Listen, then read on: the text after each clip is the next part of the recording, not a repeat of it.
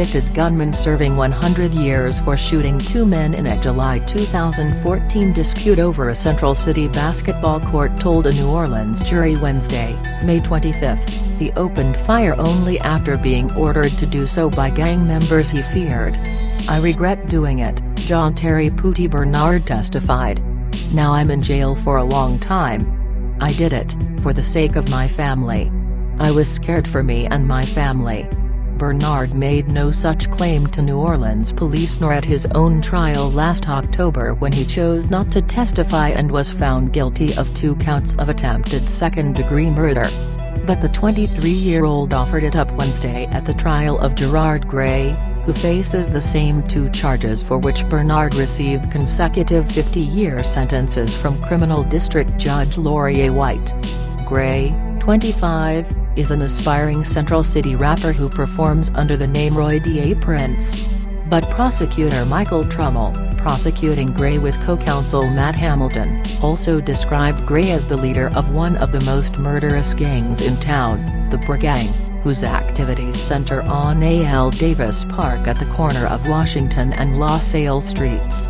NOB Detective Kristen Krasmianiecki, tasked to the city's multi-agency gang unit, told jurors that Gray was recognized by authorities as a leader of the violent street gang known to terrorize Central City.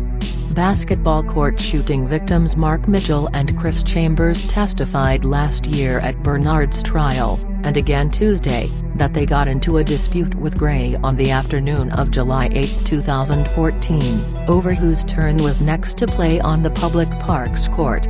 Moments after exchanging words with Gray a second time, the men said, Bernard appeared behind them, pulled a gun and began firing.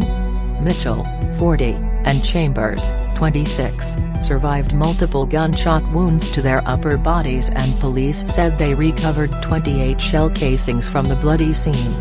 Bernard testified that he was handed a 9mm Ruger with an extended magazine at the park by Byrdgang member Jermal Meliarail, who directed Bernard's attention to Mitchell and Chambers and said, "Man, handle that or we'll handle you."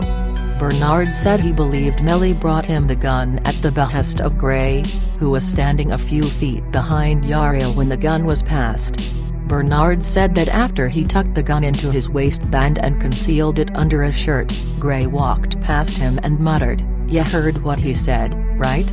Under a heated cross-examination by defense attorney Robert Jortsberg, representing Gray, Bernard admitted hoping that cooperation at Gray's trial could lead to post-conviction relief from his 10-decade sentence at Angola.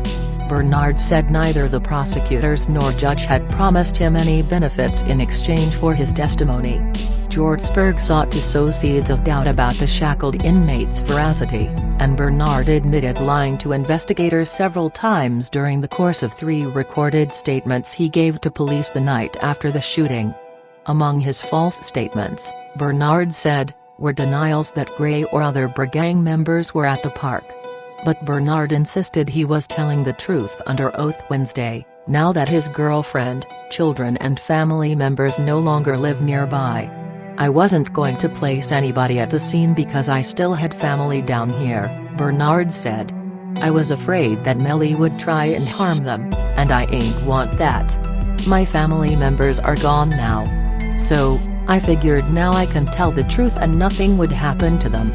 Melly also is gone now, killed at age 22 in a shooting that also wounded a 54-year-old woman near the same park last July 2. No arrests have been made in that case. The defense presented no witnesses, and jury deliberations are expected to begin early Wednesday afternoon.